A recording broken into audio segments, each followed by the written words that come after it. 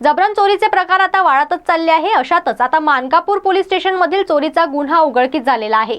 मानकापूर अंतर्गत येणाऱ्या दावत हॉटेलच्या बाजूला फिर्यादी कार घेऊन जात असताना काही आरोपींनी त्यांची कार अडवून त्यांच्या कारचा नुकसान करून त्यांच्याकडून मोबाईल आणि कॅश जबरदस्ती घेऊन पळून गेले।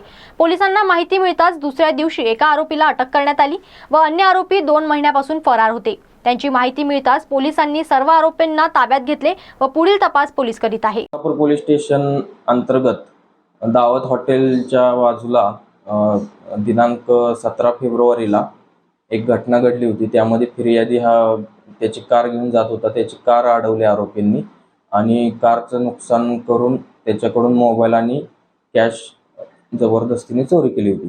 त्यानुसार 18 फेब्रुवारीला मानकापूर पोलीस स्टेशनला 394 427 34 IPC प्रमाणे गुन्हा दाखल करण्यात आला होता।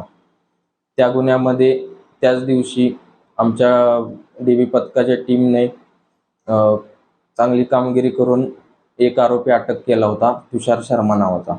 त्यानंतर बाकीचे आरोपी जे होते 2 महिन्यापासून फरार होते।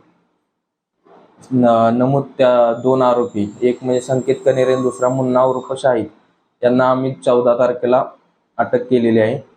अटकेदरम्यान चोरीस गेलेला माल रिकव्हर करण्यात आला आहे।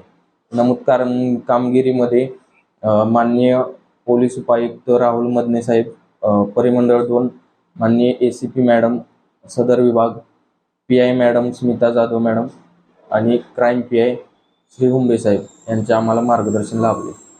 तसेच यातील जो मुख्य आरोपी आहे संकेत कनेरे, याच्या विरुद्ध RP नगर पोलीस स्टेशन येथे किडनॅपिंग व पोक्सो अन्वये गुन्हा दाखल आहे। त्यामध्ये तो फरारी होता, तर तोही गुन्हा आम्ही उघडकीस आणलेला आहे।